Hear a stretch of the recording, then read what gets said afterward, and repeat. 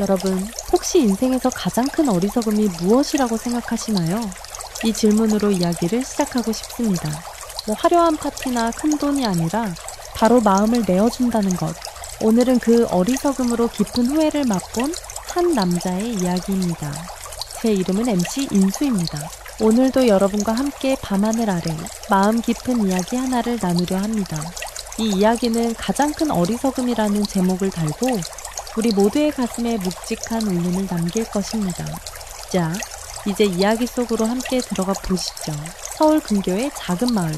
겨울바람이 스산하게 불어오는 저녁이었습니다. 62세의 장인수 씨는 오랫동안 건축회사를 운영하며 마을 사람들의 존경을 한몸에 받던 사람이었습니다. 그러나 아내인 윤정아 씨가 세상을 떠난 후 그의 삶은 조금씩 균열을 내기 시작했습니다. 그 밤, 인수 씨의 집 거실은 무거운 침묵에 잠겨 있었습니다. 차가운 공기 속에서도 따뜻한 찬물이 식어갈 뿐이었지요.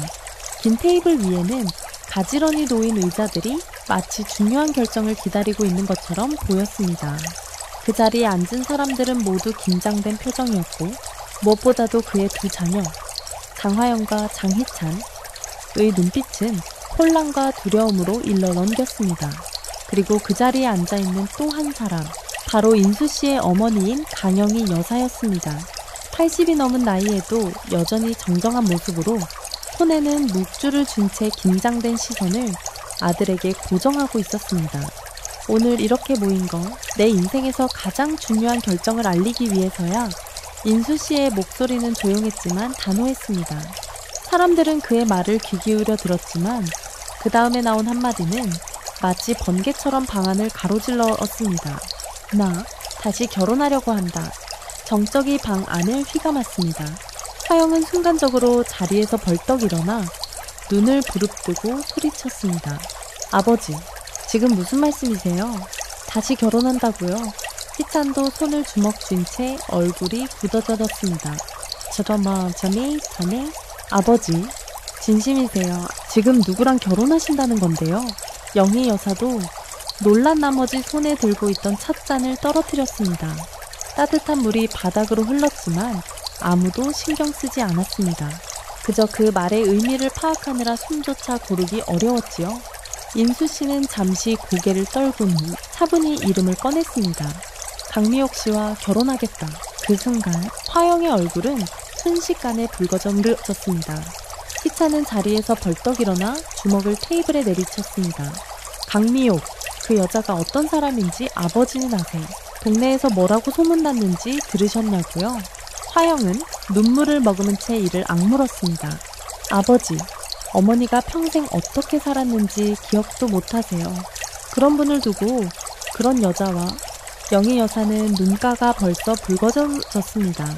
인수야, 제발 정신 좀 차려라. 네가 외로워도 우리 다 있잖니. 가족이 있잖니. 왜 하필 그 여자냐. 하지만 인수 씨는 미묘한 웃음을 지으며 고개를 저었습니다. 어머니, 나도 더 이상 어린애가 아니에요. 내 인생 내가 결정할 거예요. 가족을 위해 평생을 바쳤으니 이제 나도 내 행복을 찾아야 하지 않겠소. 화영은 그 말에 쓰디쓴 웃음을 지었습니다. 행복이요? 아버지, 그게 정말 아버지 행복이라고 생각하세요? 아니면 단지 외로움을 달래려고 하는 자기만족일 뿐이신 건가요? 방 안의 공기는 숨막힐 듯 무거워졌습니다. 희찬은 눈을 부릅뜨고 낮게 외쳤습니다. 아버지, 그 여자가 정말 아버지를 사랑할까요? 아니면 아버지의 돈만 바라보고 있는 것 아닐까요? 인수 씨의 얼굴의 순간 분노가 스쳤습니다. 너희들, 내가 그렇게 한심해 보여. 내가 누가 진심이고 누가 가식인지 구분 못할 만큼 어리석다고 생각하냐? 화영은 눈을 부릅뜨며 한마디를 내뱉었습니다. 네? 아버지는 지금 전혀 공감 못하고 계세요. 그리고 그 순간 인수 씨는 테이블을 내리쳤습니다. 찻잔이 흔들리며 부딪히는 소리가 방 안을 가득 메웠습니다. 됐어. 더는 듣고 싶지 않아. 내 결혼식에 너희들 필요 없다. 오지 않아도 좋아. 화영은 입술을 꽉 깨물고 눈물이 맺힌 눈으로 아버지를 쳐다봤습니다. 그리고 한마디만 남긴 채 등을 돌렸습니다. 아버지, 언젠가 이 선택이 얼마나 어리석었는지 후회하게 되실 거예요. 희찬도 가만히 선 채 아버지를 쓸쓸히 바라보다가 천천히 따라 나갔습니다. 영희 여사만이 혼자 남아 조용히 흐느끼고 있었습니다. 눈물은 자꾸만 쏟아졌지만 그 목소리는 더는 들려오지 않았습니다. 그날 밤 거실에 홀로 남은 인수씨는 깊은 밤하늘을 바라보며 생각에 잠겼습니다. 밖에서는 바람이 창문을 흔들었지만 그의 가슴 속에서는 더 거센 바람이 몰아치고 있었습니다. 그러나 그 순간 20년 전 그가 살아왔던 지난 날들이 주마등처럼 스쳐갔습니다. 한때 그런데 성공의 그림자는 늘 유혹을 동반했습니다. 낮에는 현장에서 땀 흘리며 일했지만 밤이 되면 술자리를 빠짐없이 찾았지요. 건설업계 특유의 거래와 출판은 인수씨에게 달콤한 도취를 안겼고 처음에는 단지 사회생활이라고 변명했지만 점점 그 도취는 그의 본성을 잠식해 갔습니다. 정화씨, 그의 아내는 늘 걱정스러운 눈으로 남편을 바라봤습니다. 여보, 제발 적당히 좀 하세요. 아무리 돈이 많아도 이렇게 계속 마시고 놀면 언젠가는... 하지만 그때의 인수씨는 웃으며 대답할 뿐이었습니다. 여보, 나는 알아서 할 수 있어. 내가 번 돈이잖아. 그렇게 아내의 충고를 흘려보낸 채 그는 더 깊이 빠져들었습니다. 술과 도박에 그리고 여흥에 어느 비오는 밤 정화씨는 결국 참지 못하고 그를 찾으러 나섰습니다. 얇은 우비를 입고 빗속을 뚫고 갔던 그날 여보, 그만해요. 집으로 돌아가요. 아이들이 기다리고 있어요. 정화씨의 목소리는 떨렸지만 눈빛은 단호했습니다. 그러나 인수씨는 술자리에서 자리에서 일어나지 않았습니다. 당신은 집에나 돌아가. 이건 내 문제야. 정화씨의 눈동자가 흔들렸습니다. 그러나 아무 말 없이 그저 젖은 어깨를 떨며 돌아서는 모습이 인수씨의 마음 한구석을 아리게 했습니다. 그 후로도 정화씨는 인수씨를 바꾸려 애썼지만 끝내 그의 고집을 꺾을 수는 없었습니다. 그리고 몇 년 후 정화씨는 암 선고를 받았습니다. 말기암이었습니다. 그녀는 병이 깊어질 때까지도 가족에게 내색하지 않으려 했습니다. 그러나 결국 병원에서 그녀를 보며 인수씨는 처음으로 진정한 두려움을 느꼈습니다. 여보, 내가 이렇게밖에 못 살아서 미안해. 그녀는 고개를 저으며 미소를 보였습니다. 이제 와서 그런 말 하지 말아요. 그냥 아이들이나 잘 부탁해요. 그녀는 마지막까지도 인수씨를 원망하지 않았습니다. 그러나 그날 이후 그의 마음에는 평생 지워지지 않을 죄책감이 생겼습니다. 정화씨를 잃은 후 인수씨의 삶은 공허했습니다. 딸 화영은 결혼해 먼 도시로 떠났고 아들 희찬은 취업을 위해 서울에서 자취하며 점점 멀어졌습니다. 그 넓던 집은 언제나 정막으로 가득 찼습니다. 그때 강미옥 씨가 그의 삶에 스며들었습니다. 미옥 씨는 인수 씨보다 한참 어린 50대 초반의 여인이었습니다. 화장으로 곱게 단장하고 항상 붉은 립스틱을 바르고 다녔습니다. 마을 사람들은 그녀를 두고 수군댔습니다. 강미옥, 저 여인 전에 어디서 살았는지 아무도 몰라. 돈만 밝힌다는 소문도 있잖아. 그러나 인수 씨는 그런 말들을 믿지 않았습니다. 그저 자신의 외로움에 조금이라도 빛을 비춰줄 수 있는 사람이 필요했습니다.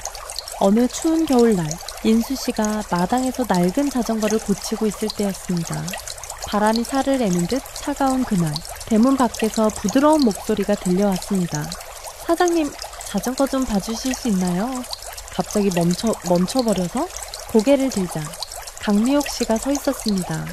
그리고 그렇게 시작된 인연은 점점 그의 삶에 깊숙이 들어왔습니다. 미옥 씨는 처음엔 소소한 일로만 그를 찾았습니다. 생선이나 과일을 나누며 때로는 그가 좋아하는 묵국을 끓여왔다고 하며 자연스레 그의 식탁에 함께 앉았습니다. 인수씨, 혼자 밥 먹으면 얼마나 적적해요. 같이 먹으면 더 맛있잖아요. 그 작은 친절이 인수씨의 마음에 작은 불씨를 붙였습니다. 그 불씨는 가족의 따뜻함과는 또 다른 종류의 온기였습니다. 그렇게 강미옥 씨는 인수씨의 삶에 조금씩 스며들었습니다. 처음에는 그저 식탁의 온기를 채워주는 손님 같았지만 어느새 그녀는 마치 집안의 주인처럼 느껴졌습니다. 매서운 겨울바람이 부는 저녁, 미옥 씨는 따끈한 미역국을 들고 인수 씨의 집을 찾았습니다. 인수 씨, 요즘 기운이 없어 보여서요. 이 국 먹으면 몸이 좀 풀릴 거예요. 그녀의 말에 인수 씨는 순간적으로 마음이 풀렸습니다. 이 따뜻함을 오랜만에 느껴보는 듯 했습니다. 사실 화영과 희찬은 일에 바빠 종종 연락이 뜸했고 그의 집은 언제나 조용하기만 했습니다. 그 정막을 깨뜨려주는 목소리, 그 미소가 어느새 그의 마음을 차지해버린 것이죠. 그리고 몇 달이 지나자 미옥 씨는 한층 더 가까워졌습니다. 식사만이 아니라 마치 살림을 함께하는 것처럼 매번 그 집을 드나들었습니다. 인수 씨, 이불도 좀 빨아야겠어요. 집안이 깨끗하면 기분도 좋아지잖아요. 그녀의 말에는 한없는 다정함이 깃들어 있었습니다. 인수 씨는 점점 더 그녀를 신뢰하게 되었고 그녀가 자신에게 관심을 기울이는 만큼 자신도 그녀를 아끼게 되었습니다. 하지만 그 관계를 못마땅하게 여긴 사람이 있었습니다. 바로 딸 화영이었습니다. 어느 날 화영은 예고도 없이 집에 들렀습니다. 현관문을 열자마자 들려오는 것은 부엌에서 들려오는 도마질 소리와 낯선 향기였습니다. 아버지, 이게 다 뭐예요? 부엌에는 미옥 씨가 부지런히 손을 놀리고 있었습니다. 그녀는 웃으며 화영을 맞았습니다. 화영 씨, 오랜만이에요. 오늘은 인수 씨가 좋아하는 된장찌개 끓이고 있었어요. 화영은 미소를 억지로 지었지만 속에서는 뭔가가 무너져 내리고 있었습니다. 아버지, 이건 좀 아니에요. 저는 아버지가 저런 여자한테 휘둘리는 거 보고 싶지 않아요. 인수 씨는 화영을 똑바로 바라봤습니다. 화영아, 너도 알잖니? 집이 이렇게 조용하면 마음이 외로워진단다. 미옥 씨가 있어주면 내가 덜 외롭잖니. 그렇다고 해도 아버지, 그 여자, 정말 아버지를 생각해서 이러는 것 같아요. 화영의 물음에 인수 씨는 대답 대신 한숨을 내쉬었습니다. 그는 이미 너무 많은 밤을 혼자 보냈고 이제는 그런 고독에서 벗어나고 싶었습니다. 미옥 씨의 존재가 그것을 채워준다고 믿고 싶었던 것이지요. 시간이 흘러 미옥 씨의 제안은 더 이상 돌려 말하는 것이 아니었습니다. 어느 겨울밤, 둘은 마당의 작은 평상에 앉아 달빛을 바라보고 있었습니다. 달빛이 두 사람의 그림자를 길게 드리우고 있었습니다. 인수 씨, 왜 그래요? 미옥 씨, 그녀는 살짝 떨리는 목소리로 속삭였습니다. 우리, 이젠 서로에게 확실한 자리가 있으면 좋겠어요. 내가 이렇게 드나들고만 있는 게 아니라 진짜 가족이 되고 싶어요. 그 말에 인수 씨는 심장이 두근거렸습니다. 오랜 세월 동안 아무도 이런 말을 해주지 않았습니다. 미옥 씨, 그게 정말 네 마음이야. 미옥 씨는 눈을 살짝 적시며 고개를 끄덕였습니다.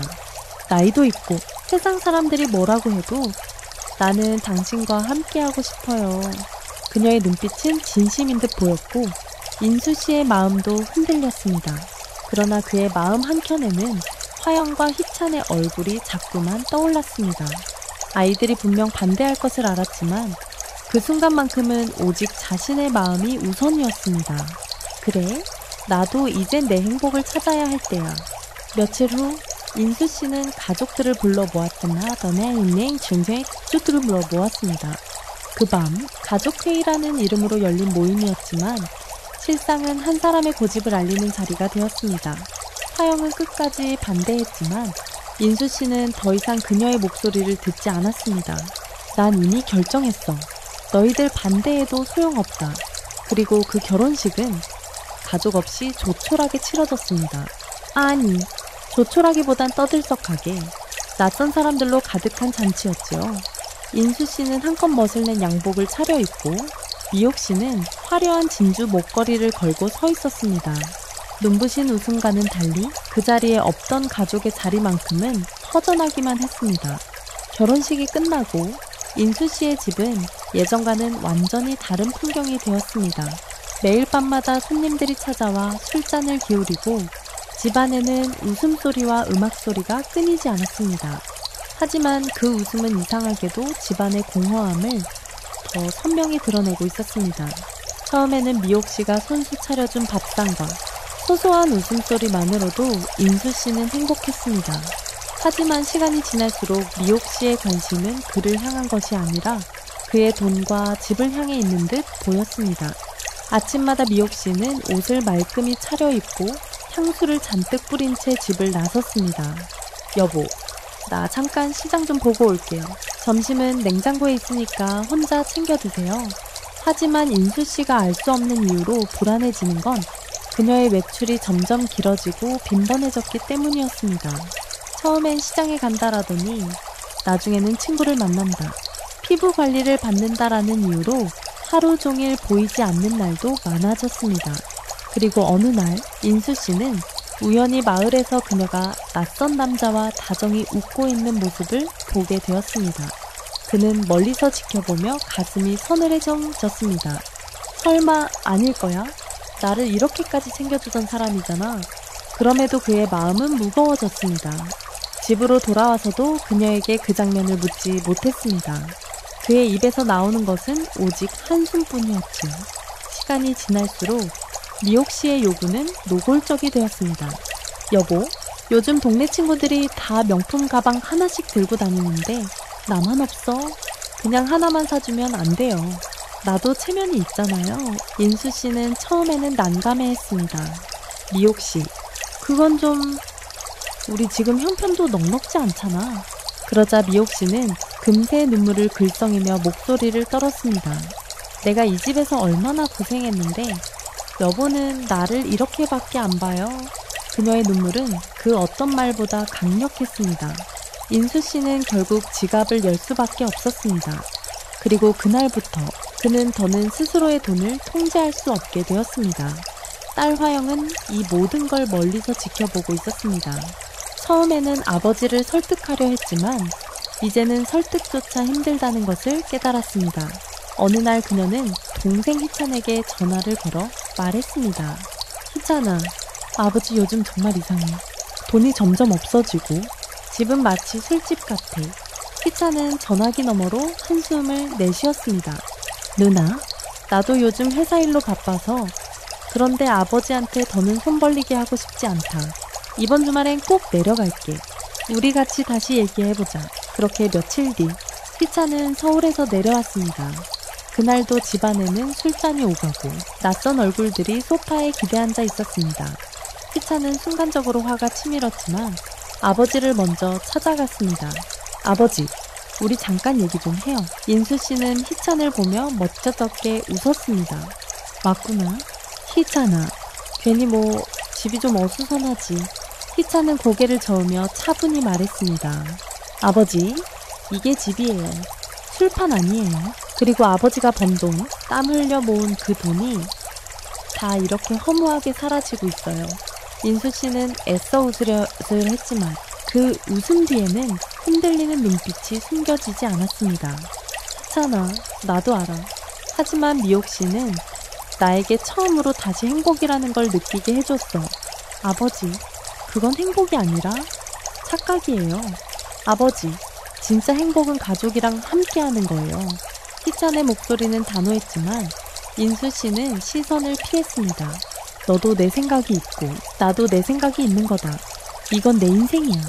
그 대답에 희찬은 무너지는 마음을 간신히 다잡았습니다. 좋아요. 하지만 아버지, 나중에 정말 후회할 날이 오면 그때는 늦을 수도 있어요. 시간은 멈추지 않고 흘렀습니다. 인수 씨의 집은 이제 매일 밤 술판이 이어지는 곳으로 변해버렸습니다. 그 웃음소리와 술잔 부딪히는 소리는 오히려 인수 씨의 마음속 허전함을 더 크게 만드는 듯 했습니다. 어느 저녁, 화영은 더는 참지 못하고 집으로 찾아왔습니다.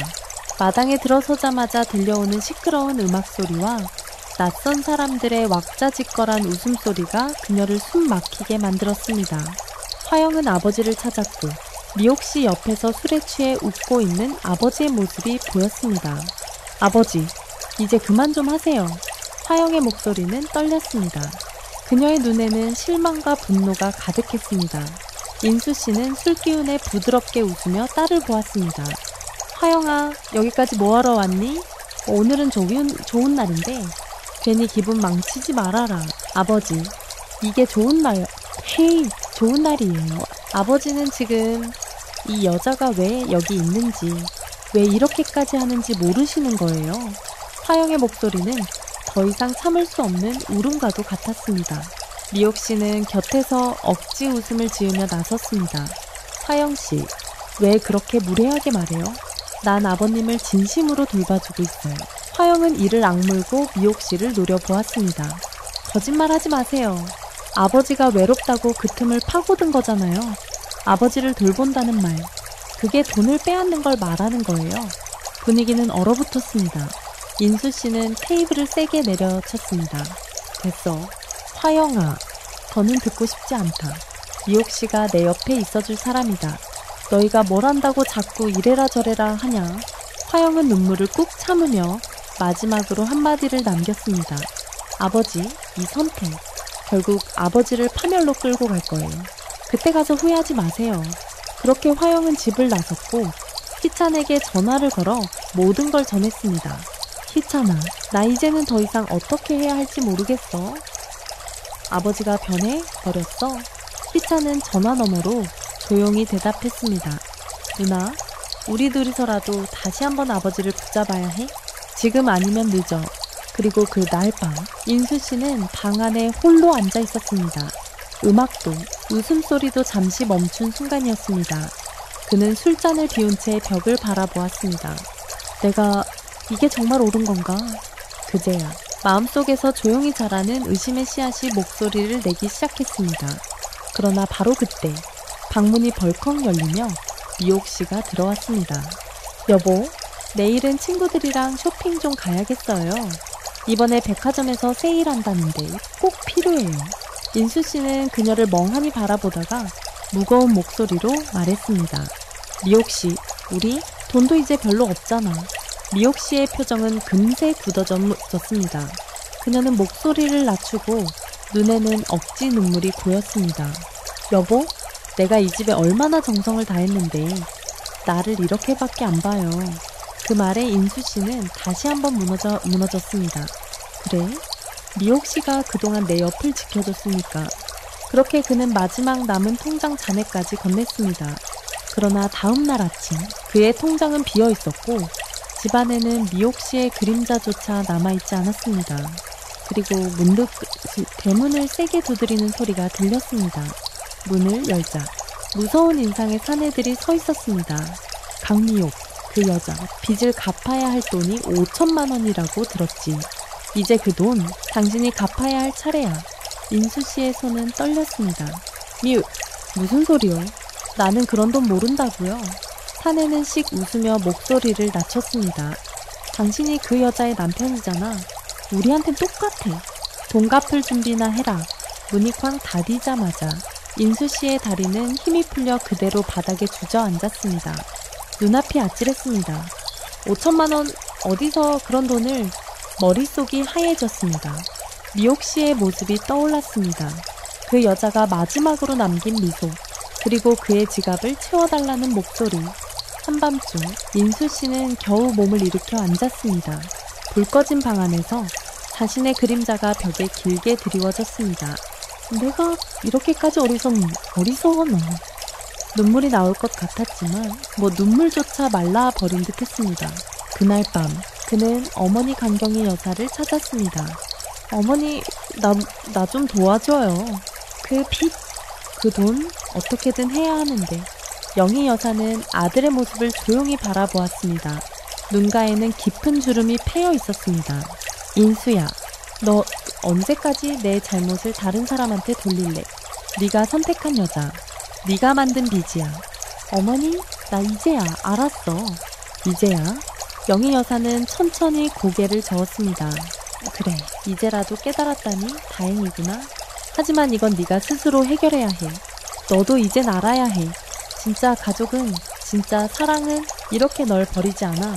그 말에 인수씨는 그제야 참았던 눈물을 쏟았습니다. 그 눈물은 회한과 자책으로 뒤엉킨 고통이었습니다. 며칠 뒤 화영과 희찬은 다시 집으로 찾아왔습니다. 문을 열자 낯선 남자들이 집안을 휘젓고 있었습니다. 빚을 받으려는 사내들이었습니다. 화영은 차가운 눈빛으로 그들을 노려보았습니다. 아버지 진짜? 어떻게 이렇게까지? 희찬은 말없이 지갑에서 봉투를 꺼냈습니다. 여기 있습니다. 좀 가져가고 다시는 우리 집에 얼씬도 하지 마십시오. 사내들은 봉투를 살피고는 씩 웃으며 떠났습니다. 그리고 남겨진 것은 숨 막힐 듯한 정적뿐이었습니다. 그날 저녁, 화영과 희찬은 아버지를 앉혀놓았습니다. 화영이 먼저 입을 열었습니다. 아버지, 우리 이 돈 다신 이렇게 허무하게 쓰이지 않게 해주세요. 우리 이제 아버지를 지켜줄 수 없어요. 마지막이에요. 희찬도 천천히 말을 이었습니다. 아버지, 우린 아버지가 다시는 이런 실수를 하지 않길 바래요. 이젠 정말로 아버지 스스로의 힘으로 살아가셔야 해요. 인수 씨는 아무 말 없이 고개를 떨궜습니다. 그리고 겨우 떨리는 목소리로 대답했습니다. 네, 그래. 내가 잘못했어. 너무 늦었지만 이젠 그 목소리에는 허탈함과 동시에 새로운 다짐이 담겨 있었습니다. 며칠 뒤, 인수 씨는 동네 작은 도자기 공방에 찾아갔습니다. 그곳은 젊은 시절 그가 기술을 배웠던 곳이기도 했습니다. 사장님, 혹시 여기서 일 좀 할 수 있을까요? 사장은 놀란 얼굴로 인수 씨를 바라보았습니다. 인수 형? 아니, 사장님이 여기서 어쩐 일이에요? 인수 씨는 미소를 지었습니다. 그 미소는 오랜만에 진심이 담긴 미소였습니다. 나 이제라도 다시 배우고 싶어. 손으로 흙 만지며 내 두 손으로 뭔가를 만들고 싶어. 사장은 잠시 놀랐지만 이내 환하게 웃으며 그의 어깨를 두드렸습니다. 좋아요. 어서 오세요. 함께 다시 시작해봐요. 봐요.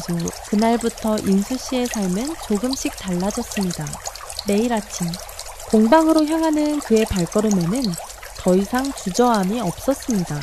흙을 만지고 물레를 돌리는 동안 그의 마음에는 오랜만에 작은 평화가 깃들기 시작했습니다. 마을 사람들도 조금씩 그를 다시 바라보았습니다. 예전처럼 의심의 눈초리가 아니라 같은 나이의 이웃으로서의 연대와 공감을 담은 눈빛이었습니다. 그리고 무엇보다도 그가 깨달은 것은 단 하나였습니다. 행복이란 소유가 아니라 나눔과 진심에 있구나. 시간은 그렇게 흘렀습니다. 인수 씨는 매일 새벽마다 공방의 문을 열고 차가운 흙을 만지며 손끝으로 삶을 다시 빚어나갔습니다. 어느새 굳은 손마디에는 작은 상처들이 가득했지만 그 상처들은 그가 다시 살아있음을 증명해주는 것 같았습니다. 공방에서 함께 일하는 사람들은 이제 그를 사장님 대신 인수 형님이라 불렀습니다. 더 이상 권위로 군림하지 않고 그저 같은 땀을 흘리는 동료로서 서로를 응원하며 하루하루를 보냈습니다. 어느 날 공방에서 만든 작은 머그잔을 정성껏 빚던 인수 씨에게 화영이 아이 손을 꼭 붙잡고 찾아왔습니다. 아버지, 오늘도 이렇게 일하고 계셨네요. 화영의 목소리에는 예전과 다른 부드러움이 담겨 있었습니다. 아이는 할아버지를 보자마자 달려와 안겼습니다. 할아버지, 나 여기서 놀아도 돼요. 인수 씨의 눈가가 순간 젖었습니다. 그럼 할아버지가 만든 컵으로 네가 따뜻한 코코아 마셔줄래? 작은 아이의 해맑은 눈빛과 손을 꼭 잡은 화영의 미소에서 인수 씨는 다시금 느꼈습니다. 자신이 정말로 지켜야 할 것, 정말로 소중한 것은 바로 이 가족의 옹이라는 걸. 그날 저녁, 화영과 함께 집으로 돌아온 인수 씨는 작은 밥상을 마주했습니다. 화영이 직접 끓여온 된장국이 소박하게 놓여 있었습니다. 아버지, 이거 어머니가 살아계실 때 항상 끓여주시던 그 레시피 그대로예요. 맛 좀 보세요. 인수 씨는 국 한 숟갈을 떠서 천천히 음미했습니다. 짭짤하면서도 담백한 맛, 그리고 가슴을 드는 향기. 그래, 이 맛이었지. 내 어머니의 마음이 고스란히 담긴 맛이었구나.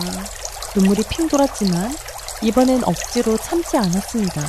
오히려 그 눈물은 지난날의 후회가 아니라 새로운 시작을 위한 눈물이었습니다. 그리고 며칠 후 희찬도 서울에서 내려왔습니다. 공방에 들른 희찬은 아버지의 거친 손을 보고 살짝 놀랐습니다. 아버지, 손이. 인수 씨는 멋쩍게 웃으며 대답했습니다. 괜찮다. 이젠 내 손으로 뭔가를 다시 만들고 있다는 게 얼마나 기쁜지 몰라. 희찬은 아버지의 눈을 똑바로 바라보며 고개를 끄덕였습니다. 저도 많이 반성했어요. 아버지를 너무 미워했던 것 같아요. 이제라도 이렇게 다시 만나서 다행이에요. 그 순간 두 부자의 눈빛이 마주쳤습니다. 말은 없었지만 오랫동안 쌓여있던 오해와 원망이 조금씩 녹아내리고 있었습니다. 어느 겨울날 아침, 공방 앞에는 눈이 소복이 쌓였습니다. 인수 씨는 두툼한 목도리를 두르고 손가락에 묻은 흙을 보며 혼잣말처럼 중얼거렸습니다. 그래, 이제는 작은 잔 하나라도 정성껏 빚어내며 살면 돼. 그의 마음에는 더 이상 화려한 집이나 사치스러운 파티를 향한 미련이 없었습니다. 그 대신 따뜻한 국물 한 그릇, 아이의 웃음소리, 그리고 가족과 함께 나눌 수 있는 소소한 일상이 무엇보다 소중했습니다. 이 이야기를 들으면서 정말 많은 생각이 들었어요. 외로움과 고독, 그리고 진정한 행복이 무엇인지에 대해 다시금 생각하게 되었습니다. 장인수 씨가 겪었던 모든 후회와 깨달음은 결국 우리 모두에게도 닿아있는 이야기 같았어요. 결국 화려한 겉모습보다 중요한 것은 진심으로 마음을 나눌 수 있는 가족과 함께하는 순간이라는 것을 느꼈습니다. 여러분도 혹시 이 이야기를 들으면서 마음이 조금이라도 움직였다면 좋아요와 구독, 그리고 댓글